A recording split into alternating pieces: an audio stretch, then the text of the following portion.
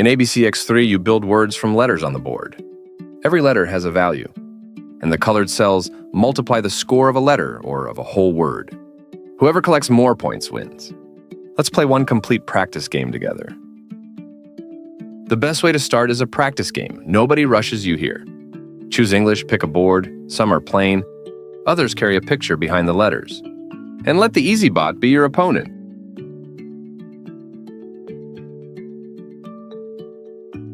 Let's see what is where. At the top, the names and the scores. And next to them, how many tiles are left in the bag. In the middle, the board.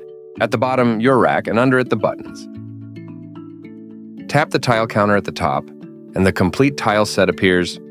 How many of each letter the game contains, and what each one is worth. With Premium, you also see how many of each are still unseen, in the bag and on your opponent's racks. There's a single rule for the first move.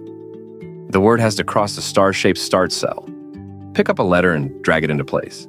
Until you press a button, you can rearrange anything. It crosses the star, so press play, and the first points are yours. The colored cells multiply your points. The blue A times 2 doubles the value of the letter you put on it. The green A times 3 triples it. The orange ABC times 2 doubles the score of the whole word. And the red ABC times 3 triples it. That is why it pays to plan long words onto these cells. Now the bot moves. Notice that its word shares a letter with yours. That is the second rule. After the first word, every new word has to connect to the letters already on the board.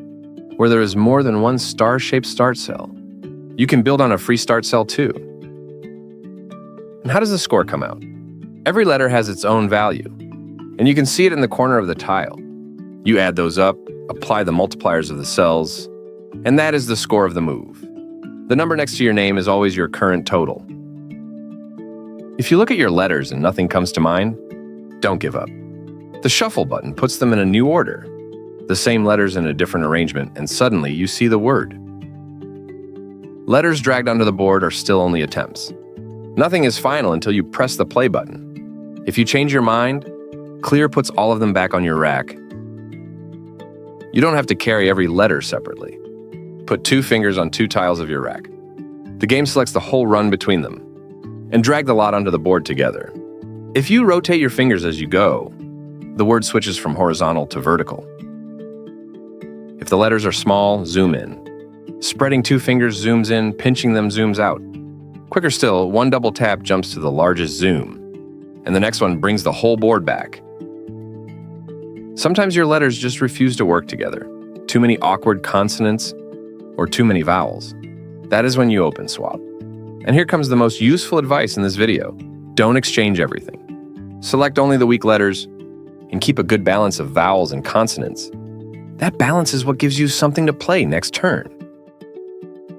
You can chat during the game too. Open the chat, write a short message, and send it. This is where you stay in touch with your opponent. ABCx3 knows 4 layouts.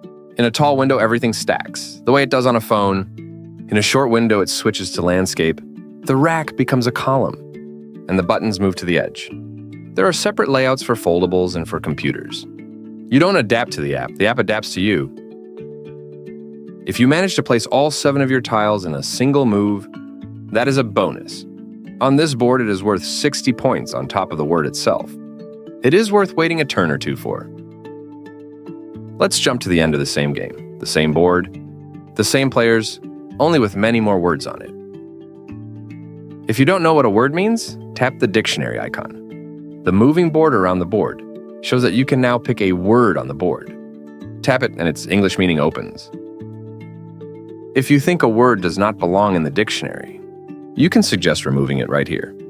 And a missing word can be proposed for adding the same way. Other players vote on the suggestion, and enough support updates the dictionary itself. In history, the whole game can be reviewed. Scroll back to the first word, choose a move, and the board shows you how it stood then. If you would like a cleaner board, you can hide the background image of the board in settings. The letters, the points, and the bonus cells stay exactly the same.